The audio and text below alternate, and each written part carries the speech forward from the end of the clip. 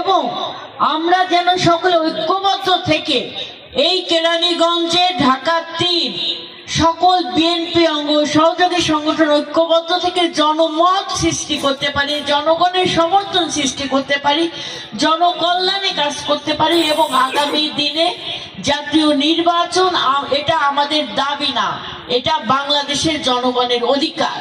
এই অধিকারকে কিভাবে পূর্ণ প্রতিষ্ঠা করা যায় জনগণকে সাথে নিয়ে, সেই আলোকে আপনারা বক্তব্য রাখবেন এবং সংক্ষিপ্ত বক্তব্য রাখবেন। জাস্ট 2 মিনিট 2.5 মিনিটের মধ্যে আপনারা বক্তব্য শেষ করবেন। কাউকে অ্যাড্রেস করা লাগবে না, শুধুমাত্র সভাপতি প্রধান অতিথিকে অ্যাড্রেস করে, এর বাইরে অ্যাড্রেস করে সময় নষ্ট করবেন না। ধন্যবাদ সবাইকে।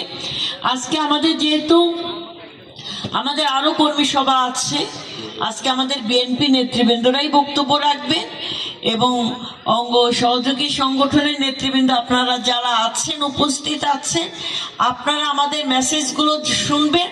আপনারা আপনাদের স্ব সংগঠনের নেতৃবৃন্দর সাথে এই ব্যাপারে আলোকপাত করবেন এবং প্রত্যেকটি ওয়ার্ডের বিএনপি নেতৃবৃন্দ, সিনিয়র নেতৃবৃন্দরা আপনারা আমাদের মেসেজ শুনবেন।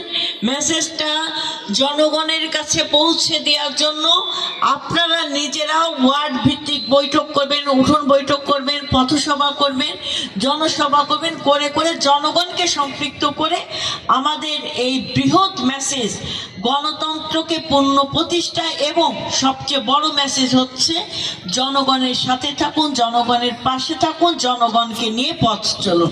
এটাই হচ্ছে আমাদের মূল লক্ষ্য। সেই লক্ষ্যে আপনারা বক্তব্য ধারণ করবেন। ধন্যবাদ।